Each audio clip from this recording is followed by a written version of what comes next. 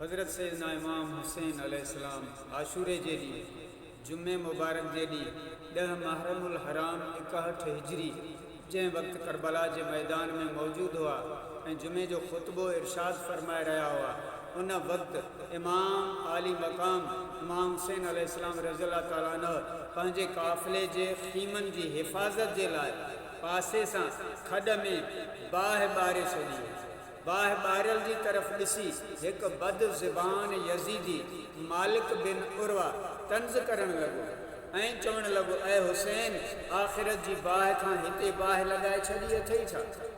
हज़रत इमाम रज़ियल्लाहु ताला अन्हु फरमायो, कज़ब्त या अदुवल्लाह, माना आहे ख़ुदा जा दुश्मन तूं कूड़ो आहीं। छा तोखे ही गुमान आहे त माज़अल्लाह आउं दोज़ख में वेंदुसि?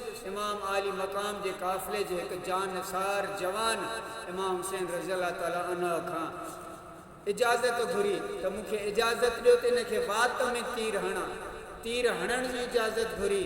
इमाम हुसैन अलैहिस्सलाम रज़ियल्लाहु ताला अन्हु इहो फरमाए इजाज़त ॾियण खां इनकार कयाऊं त हमले जी शुरूआत असां तरफ़ां न थिए। पोइ इमाम साईं दुआ घुरी, ऐं रब कहार हिन गुस्ताख़ बेअदब खे दोज़ख जी बाहि वारे अज़ाब खां अॻु दुनिया जे बाहि जे अज़ाब में मुब्तला कर। फ़ौरन इमाम हुसैन जी दुआ क़बूल थी ऐं हुन जे घोड़े जो पेर जेको आहे थाबड़ियो ऐं घोड़े तां किरियो त हुनजो रकाब में पेर फासी पियो ऐं घोड़ो भॼणु लॻो। भॼाए वञी उन ई बाहि में खॾ में उन माण्हूअ खे फिटी कई, उन गुस्ताख़ खे बेअदब खे उते ई उहो तड़पी उन बाहि में जली सड़ी ख़तमु थी वियो।